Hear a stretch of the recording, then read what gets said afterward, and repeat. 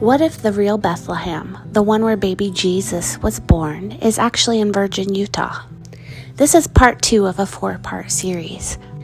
If you haven't watched part 1, go watch that one and keep an eye out for videos 3 and 4.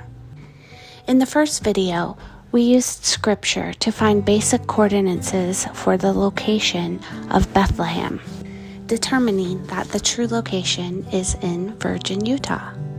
In this video, we'll pull a couple more details from scripture and compare those details describing Bethlehem with the location of Virgin.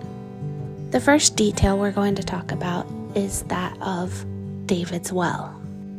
King David's hometown was Bethlehem, and he missed the water from the well found in Bethlehem. So this tells us there was a well there. The Hebrew word used for well in the Bible is a word that means cistern or pit or a dug well.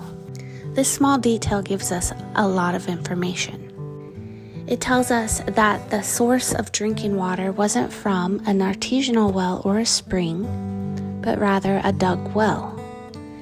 This information is consistent with the location of Virgin, Utah, where there's also no springs or other water sources.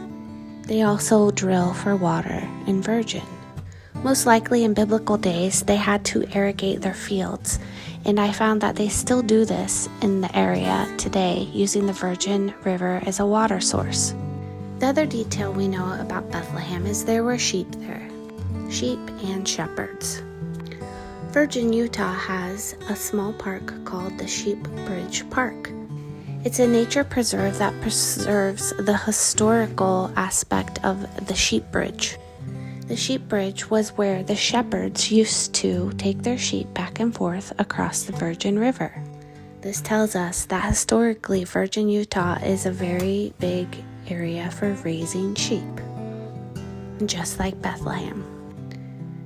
So these are just 2 small details that I found extremely interesting and wanted to share. But in the next video, we're going to talk more in depth about the location of Rachel's grave and how this also correlates with the true location of Bethlehem. I'll show you where I believe the grave is and talk more in depth about that topic. Keep an eye out for part 3.